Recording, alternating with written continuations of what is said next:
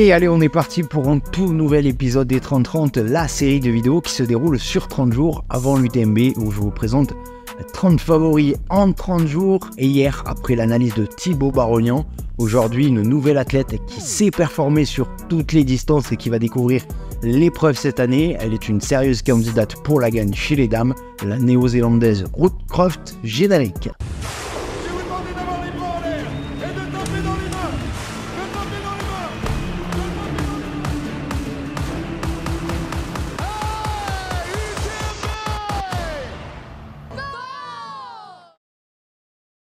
Allez alors, Ruth Croft, qui est-elle, d'où vient-elle, quel est son palmarès, qu'a-t-elle déjà réalisé cette saison et quel est mon pronostic pour son UTMB 2024?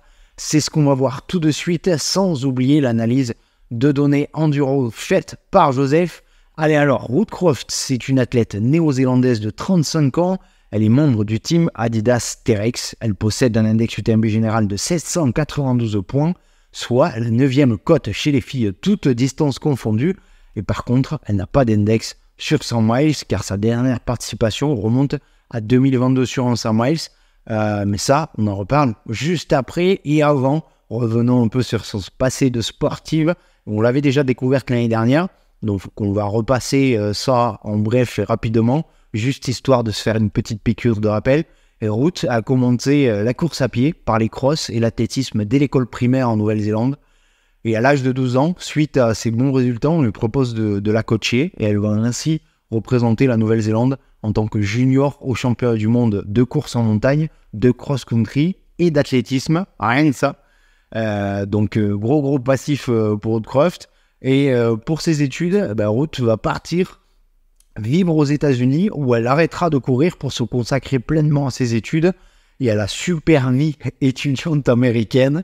Et dans la continuité, elle ira vivre quelques années à Taïwan, où elle travaillera pour Garmin Asie. Et c'est là-bas que Ruth reprendra la course à pied, d'abord pour retrouver la forme, puis elle se reprendra au jeu de la compétition. Elle va s'inscrire sur le TNF 50 km, et à partir de là, la machine Ruth Croft était lancée.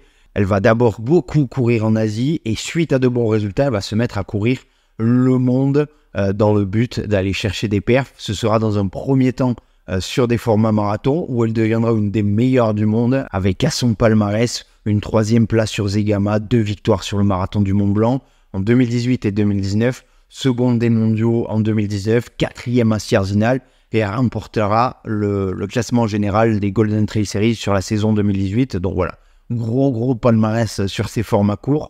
Et puis elle s'est quand même un peu mise sur l'ultra avec tout autant de réussite, une victoire impressionnante au scratch sur le Tarawera Ultra Marathon en 2021, une victoire sur la CCC en 2015, une victoire sur le Grand Trail des Templiers et surtout sa victoire sur la Western State en 2022 après une seconde place en 2021.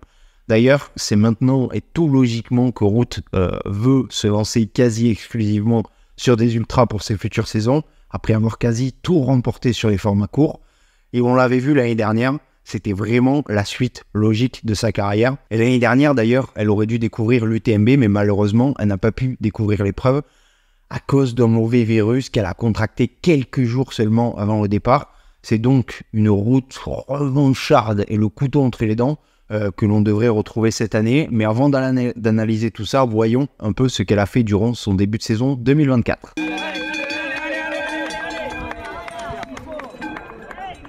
Et pour revenir un peu sur son début de saison 2024, 3 courses marquantes et 3 victoires depuis la fin de son année 2023.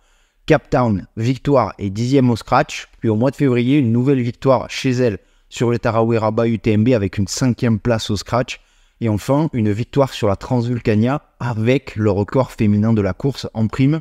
Bon là, nul doute que Ruth est dans une sacrée forme, elle est montée en puissance tout au long de sa saison. Depuis son Transvulcania, elle est aussi allée gagner un 65 bornes dans les Alpes autrichiennes au mois de juin. Bref, elle a perfé un peu partout dans le monde et croyez-moi, elle est très en forme. Et ça, on va l'analyser juste après dans la partie pronostic. Et avant la partie pronostic, comme hier, nous allons accueillir Joseph Mestrallet, alias Monsieur Data, le roi des analyses de données. Et Joseph va encore nous pondre une sacrée analyse pour les TMB de Ruth. À toi, Joseph.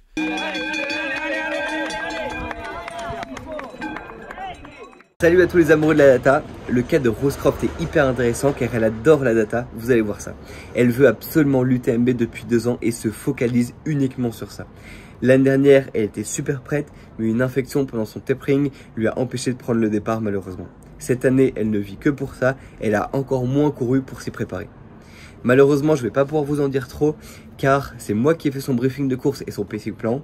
Je pourrais donc prévoir son temps de passage à la minute près, donc je vais éviter de trop spoiler. Mais faisons un tour sur ce qu'on peut trouver d'elle sur internet. Rose est une machine à gagner. Sur les courses référencées UTMB, elle a 65 courses pour 33 victoires et 52 podiums. C'est absolument effarant. Pour vous donner un ordre d'idée, elle n'est pas descendue du podium sur une course depuis 2020. Reprenons ses dernières courses. Zugspitze, victoire et elle atomise le record de l'épreuve. Transvulcania, victoire et record. Tarawera, victoire. On note d'ailleurs qu'elle avait gagné en 2021 au scratch, attention. Et UTCT, victoire en toute fin d'année 2023 à Cape Town. Elle gagne les Templiers, 2 fois le marathon du Mont Blanc, la Western States. Elle gagne l'ACCC, 2 fois l'OCC. Franchement, qui a son palmarès à l'OCC, l'ACCC et l'UTMB? Et ben en fait personne chez les femmes, ça n'a jamais été réalisé et c'est le moment pour elle de marquer l'histoire. Elle devra quand même batailler férocement avec Blandine Rillet-Rondel qui peut elle aussi réaliser cet exploit. Elle connaît super bien la vallée, elle a même fait ses recos UTMB de nuit sur les portions concernées justement pour une immersion la plus totale, elle n'a rien laissé au hasard. Je pense que son principal ennemi sur l'UTMB, ça va être les 10 000 mètres de dénivelé positif. On rappelle que c'est une athlète qui est ultra rapide, qui avait commencé sur la piste et sur la route sa carrière et qui est autrice d'un 2:34:18 sur marathon. Donc juste en passant, c'est la 4e meilleure performeuse néo-zélandaise de l'histoire sur la distance. C'est absolument extraordinaire. Donc le maximum de D+, qu'elle ait fait en course, c'est 6600 mètres de D+, au Lavaredo. Donc là, il y a quand même un gros cap à aller passer. Mais cette année, on sent bien qu'elle est en mission, elle s'est entraînée à Tignes en altitude, elle s'est aussi entraînée avec des gilets lestés et a appris à marcher. Donc son économie à pied sera un des points déterminants de son UTMB. Vous l'avez deviné, je mets une petite pièce sur Rose. Allez, on en reparle samedi soir.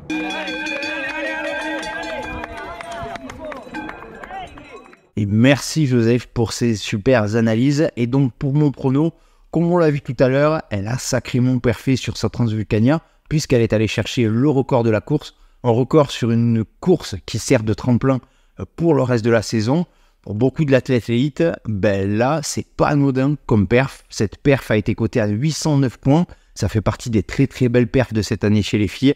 Seul Courtney de Walter sur le Mont Fuji et Katy Scheidt sur la Western State ont fait mieux sur Ultra cette année. Donc ça cause. Elle aura la chance d'arriver fraîche comme beaucoup. La prépa est maîtrisée, son dernier ultra depuis de 100 km était au mois de février. Et depuis, elle a énormément borné en montagne. Aussi, Chamonix lui a toujours réussi. Victoire sur la CCC, 2 victoires sur le marathon du Mont Blanc. Autre point, c'est une athlète rapide. Elle a déjà couru 2h34 sur marathon à Séoul en 2019.